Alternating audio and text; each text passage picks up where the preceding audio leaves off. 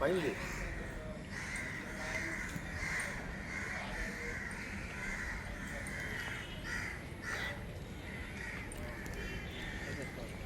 Good morning all of you my dear friends. ఇదే Andhra medical college Visakhapatnam మిత్రులారా.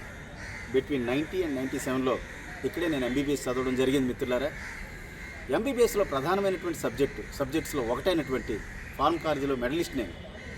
ఒక SC క్యాండిడేట్కి మీరు చూశారు కదా, మెడికల్ కాలేజ్ 1923లో బ్రిటిష్ వాళ్ళు పెట్టారు.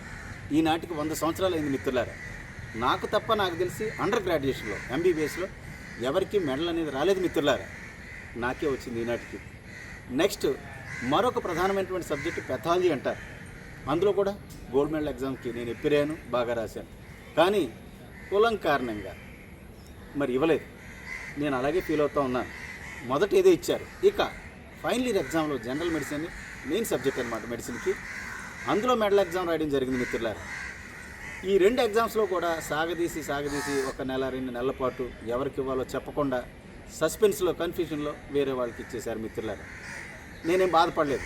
ఈ క్యాస్టిజం కుల వ్యవస్థ గురించి నాకు ఆల్రెడీ తెలుసు కాబట్టి అది పట్టించుకోలేదు. వీళ్ళ కర్మ నా కర్మ కదా, వాళ్ళ కర్మ అంతే అని చెప్పేసి వదిలేయడం జరిగింది మిత్రులారా. ఇకపోతే రెగ్యులర్ ఎగ్జామ్ అన్నట్టు పబ్లిక్ ఎగ్జామ్లో I was failed in general medicine exam. Gold medal exam అనేది సెపరేటు, పబ్లిక్ ఎగ్జామ్ సెపరేట్.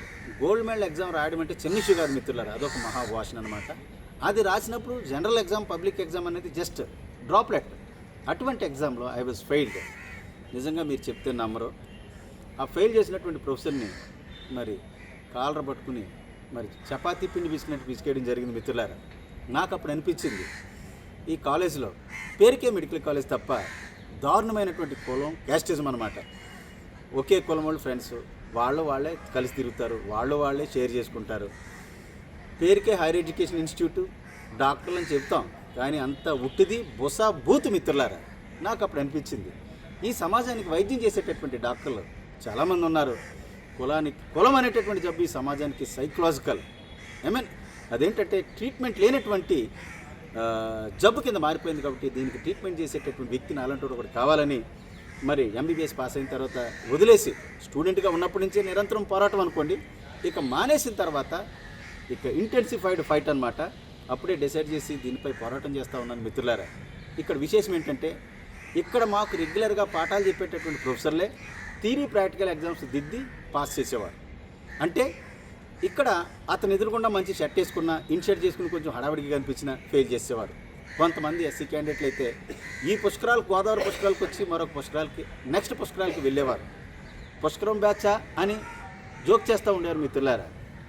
ఆ పరిస్థితుల్లో ఈ యొక్క వివక్షత మీద నిరంతరం పోరాటం అనమాట. నా స్టూడెంట్స్ కూడా తెలియదు, వాళ్ళు కూడా నా ఏజ్లో ఉన్నారు కాబట్టి వాళ్ళకి తెలియదు. పోరాటం చేస్తే government of India MCI medical council of India ఒక డెసిషన్ తీసుకుంది. థియరీ ప్రాక్టికల్స్ని 2గా డివైడ్ చేసి మరి థియరీని 10th క్లాస్ పేపర్స్గా బయటికి పంపిస్తారు కదా, డీకోడ్ చేసి ఆ విధంగా పంపించడం నేను ఫెయిల్ అయిన తర్వాత నుంచే మొదలైంది మిత్రులారా నా పోరాటం కారణంగానే.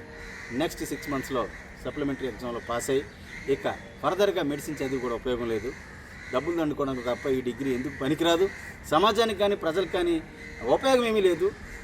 మనం రెగ్యులర్గా ట్రీట్మెంట్ చేసే జబ్బుల కన్నా పెద్ద జబ్బు ఈ కులజాడ్యం క్యాస్టిజం, దీనికి ట్రీట్మెంట్ చేయాలనేటటువంటి ఉద్దేశంతోనే నేను మెడిసిన్ చదివిన తర్వాత మిగతాది ఆపేయడం జరిగింది మిత్రులారా. ఫర్దర్గా చదవలేదు.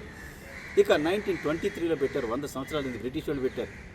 అండర్ గ్రాడ్యుయేషన్లో ఎంబీబీఎస్లో నాకు తప్ప నాకు తెలిసినంతవరకు గోల్డ్ మెడల్ ఎవరికి రాలేదు మిత్రులారా. చాలా కష్టపడి ఎంతో ఇబ్బందులు గురై చదువుకోవడం జరిగింది.